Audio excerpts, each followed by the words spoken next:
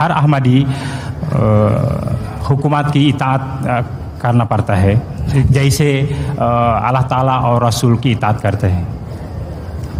ہر احمدی حکومت کی اطاعت کرتا ہے، مگر جب حکومت ان کے مذہب میں دخل دے تو اس آیت کے مطابق ردوہ الی اللہ و رسولہ، ہم اللہ اور رسول کا حکم مانتے ہیں. حکومت کا کتنا بھی دباؤ ہو، ہم حکومت کا حکم نہیں مانتے.